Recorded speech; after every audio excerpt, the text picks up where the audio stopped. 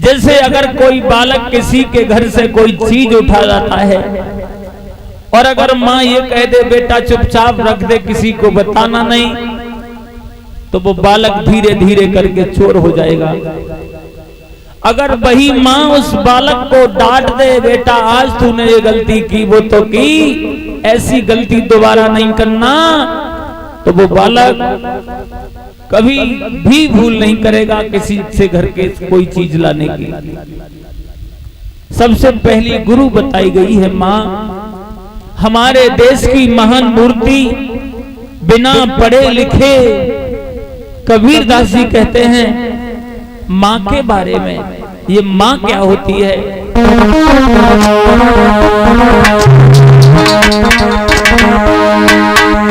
माँ के समान इस दुनिया में कोई गुरु नजर नहीं आया। माँ के समान इस दुनिया में कोई गुरु नजर नहीं आया।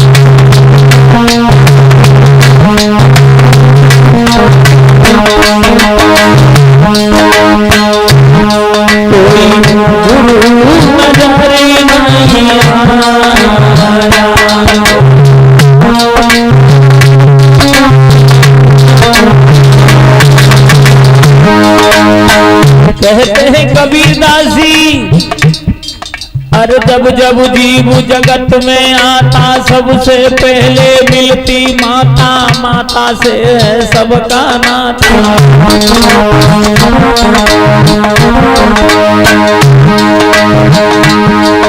विद्वान वेद नहीं पाया कोई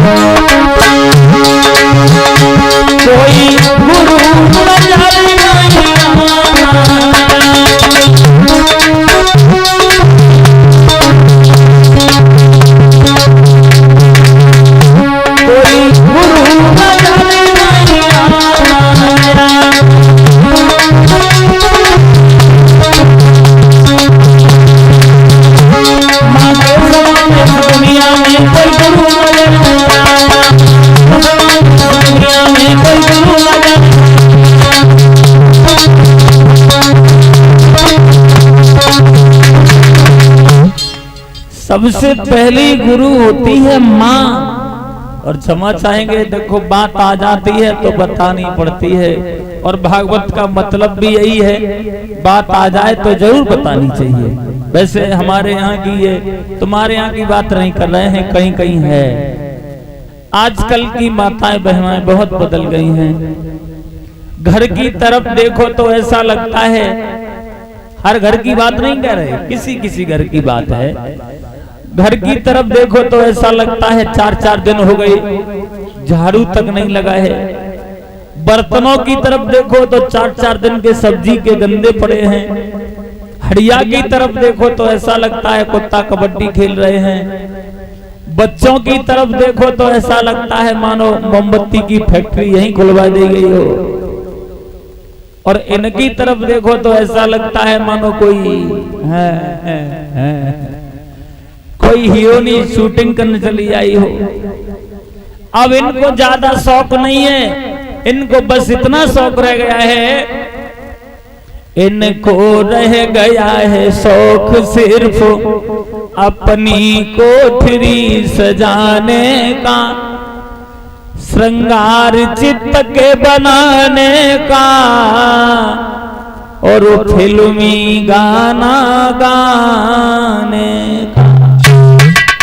अब ज्यादा शौक ही नहीं है, बस इतना ही शौक रह गया है। पहले की माताएं जब सुबह जागती थी तो सबसे पहले अपने पति के पैर छुआ करती थी, अपने सास ससुर के पैर छूती थी। और आजकल देखिए, आप चिंता नहीं करें, हम तुम्हें नहीं पूछेंगे तुम पैर छूते या नहीं, लेकिन छूना चाहिए। देखिए पहले की माताएं सुबह जल्दी जागती थी, अपने माता वो सास ससुर के पति के पैर छूती थी, तब घर का काम करती थी। और आजकल भगवान की दया से 8-8 बजे तक तो आंख ही नहीं खुलते हैं, और खुली जाए तो कौन पैर छुए, कौन झाड़ू उठाए। अब तो सीधा हाथ शीशा की ओर जाता है। भगवान कहीं बिंदिया 1-8 किलोमीटर इधर उधर तो नहीं हो गई। पहले की माताएं जब सुबह जागती थी तो घर का काम भी करती जाती थी और गीत भी गाती जाती थी।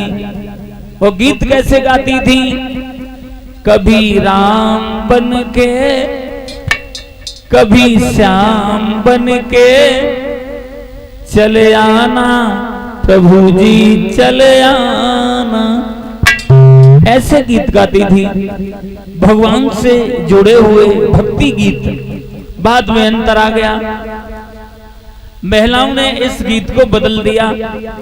आधा भक्ति गीत, आधा फिल्मी गीत। बेबी घर डोले, आंगन डोले, द्वारे लो डोलन जाए रे, अब कौन बजावे बांसुरिया। अंतर आ गया। बाद में और अंतर आ गया। एक बिचारी रहे, दरवाजे पे खड़ी रहे, सिरौ खुजाती जाए और गीत भी गाती जाए। वो गीत कौन सा गा रही थी? दिल बेकरार है, छाई बहार है, और तब तक पकड़ो, नाखून पे रखो और बोली, आजा मोरे बालमा तेरा इंतजार है। मेरे भारत देश की ये संस्कृति नहीं है भक्तों। पहले में और अब में बहुत अंतर आ गया है। देखिए, इन बातों में लगे रहे तो बहुत देर लग जाएगी, लेकिन मेरा मतलब है सुबह जल्दी जागो और भगवान का नाम, भगवान के नाम का गुणगान करो। ये जरूरी नहीं है कि बैठ के माला जपो। माला जपना ही भजन नहीं होता है। केवल मन में परमात्मा को याद कर लेना ही भजन बताया गया है भक्तजनों। एक घड़ी आधी घड़ी आधे में पुण्याद। जितना वक्त मिल जाए भगवान का भजन करने का, भगवान की कथा में बैठने का, वो बहुत है। क्योंकि हमारे देश की महान मूर्ति बाबा गोस्वामी तुलसीदास जी रामायण में कहते हैं,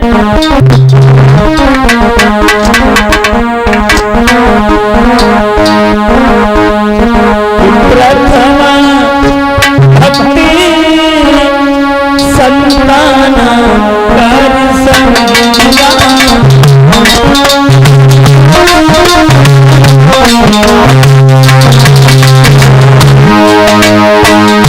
पहली भक्ति बताई गई है संतों का सम्मान करना, संतों की सेवा करना। ये सबसे पहली भक्ति बताई गई है भक्तजनों।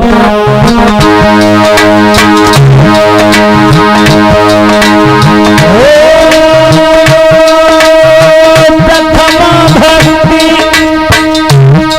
संतन करि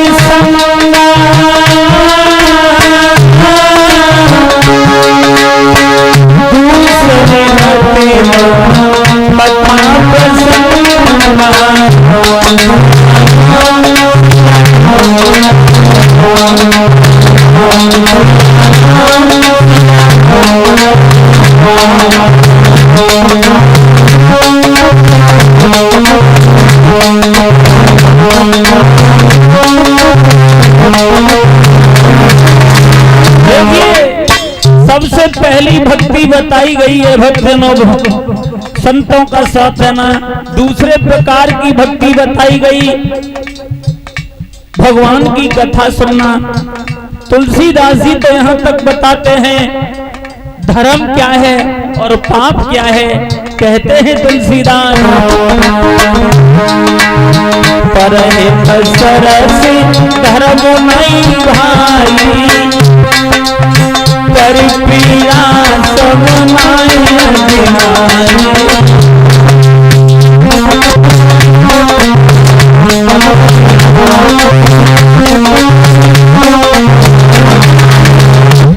परहित सरसि धर्म नहीं बहाई, यानी पराये हित में जीना, दूसरे के दुख में दुखी हो जाना, इसके बराबर कोई